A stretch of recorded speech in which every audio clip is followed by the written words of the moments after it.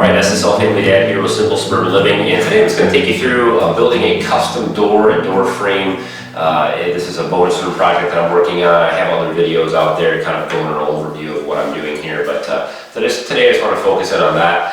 So in many cases you may have to build a custom door. Obviously if you're dealing with a regular square or rectangular type door, you can just buy a pre-hung door-to-door jamb, door frame at your local home store and pop that right in with some minimal tweaking.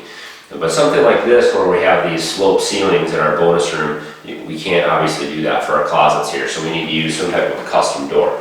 And so I'm going to take you through basically what I did to build this door right here. It's very, very basic. Obviously I'm just following the ceiling slope here. Everything turned out really good with that, and so I thought I would just kind of show you what I did to get this put together. Now, I'm not a contractor or a builder or a carpenter in any way.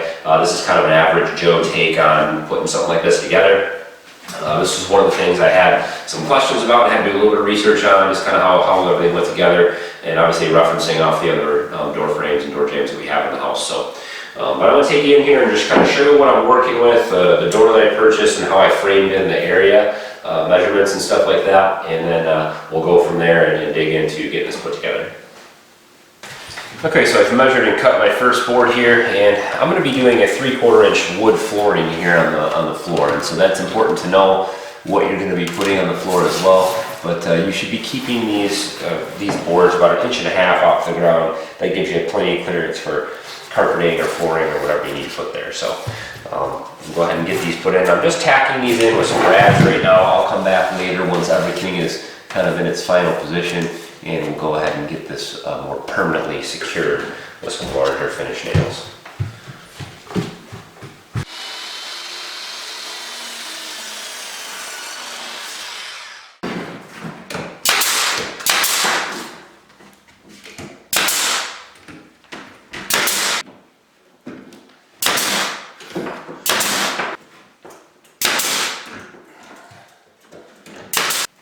Alright, so we've got our door all measured out here, and it matches the angle of the frame that we built, and leaving that same 1.5 inch gap at the bottom. So we're matching up with that 1.5 inch gap. We want the door to have plenty of clearance over the carpet and wood floors in my case that I'm doing here. So I'm using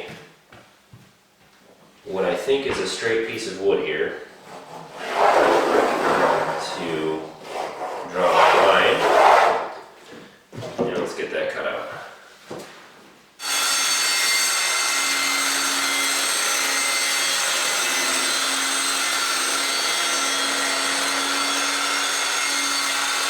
Okay, so this is the end of the hollow core door that we just cut, and it's just got all this cardboard in here, so we're going to kind of smash all this out of the way for right now. And what I have is a piece of 2x4 that I ripped using the table saw into about 1.1 inches wide, and just the depth 1.5 inches deep. And so I'm just kind of fitting this slowly until I get it to fit just right in here. And I'm going to use a little bit of wood glue and some brad nails to secure this in.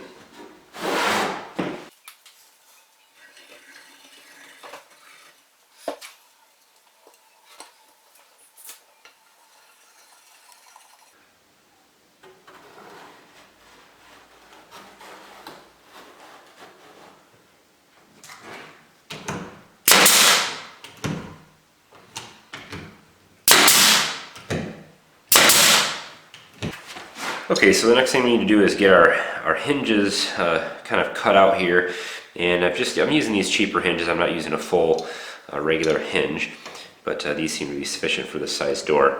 And I've just measured out where I want to put the hinges on the door here. In my case, I just did about 10 inches from the top, 10 inches from the bottom, and then halfway in between. And I've marked out kind of where the hinge is going to sit on the door, edge of the door here. And then I'm going to use a router, and I've got the router just set to the depth of the thickness of my piece of metal here in the hinge. And you could use a chisel for this too, but the router is much quicker.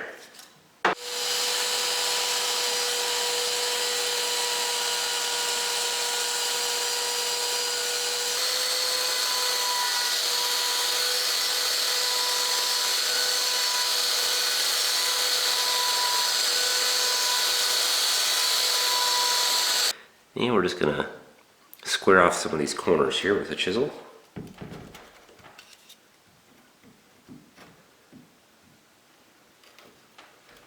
I like to get the hinges on the door first.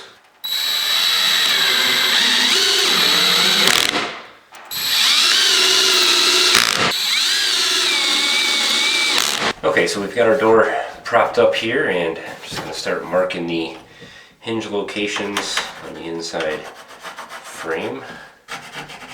Give us a general idea of where our hinges are going to be.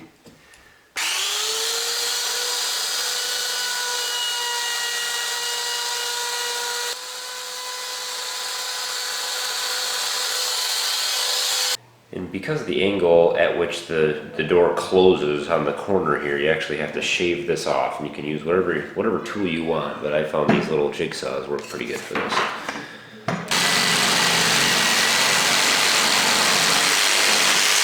And once we've got the door in place, we just want to make some fine adjustments to the top of the door here, make sure everything's flat and flush, and also to the corner up here. I'll show you how this works when this spins into place here. This has to be kind of shaved down a little bit at the top here as well.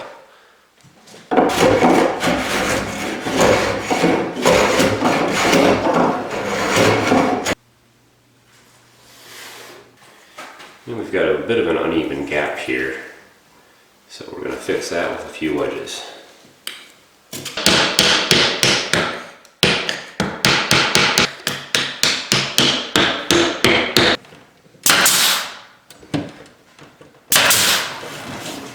Okay, now that we have our door all trimmed out here, and the gap along the edges is pretty much even all the way around, I'm just going to start to mark out where the strike plate is going to go for the door handle or the door latch here.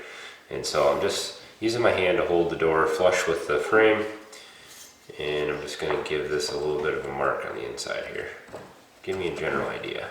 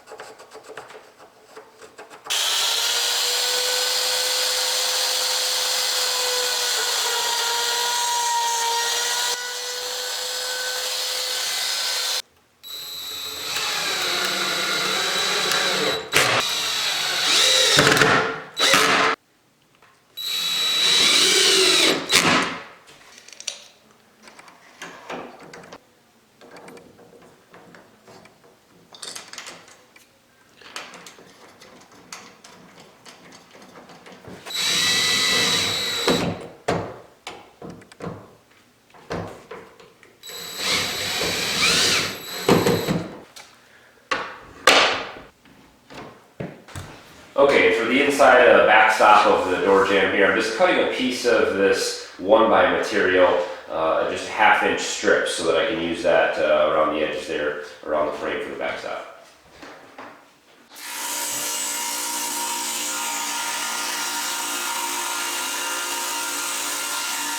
Okay, so I've just closed the door here, and I just kind of, when it was flush with the front of the frame here, I went inside and put a pencil mark all the way around the inside of the door, and so I can get my door jamb or my inside door stop in here.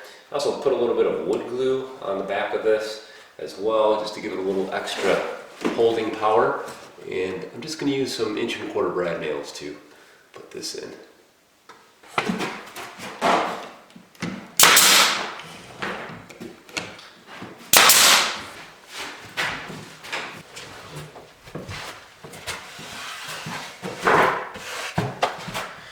Looks good.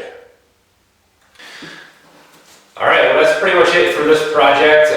I think it went together really well actually. Both doors turned out really well. They shut and open really easily. Everything's straight and lined up. Obviously the gaps around here, the drywall edges and stuff like that, that's going to be covered by molding when we do our finishing steps here, so you won't see any of that, just like any other door. But this is the first time I've really gone through the process of building my own custom door, and so I thought I would share that. For anyone else looking to do closets and attic spaces and all kinds of older homes and things like that, a lot of times you have to work around you don't have just a square rectangular space to do this in. So, but anyway, if you guys have questions or comments, anything that you have, please throw those stuff down below. I do go through and answer those comments. So if you're looking to do something like this, please let me know if you need anything or have any questions for me. Please hit a thumbs up in the video, guys. It makes a huge difference for me. And as always, follow along, hit that subscribe button. We've got all kinds of other projects coming up. And if you'd like to see how this project turns out, please hit the subscribe button and follow along to those videos as they come out. And if you're watching this video down the road when it's already done, I'll put a link at the top here so you can click on that and check that video out as well. So, as always, guys, thanks for watching. Have a good one.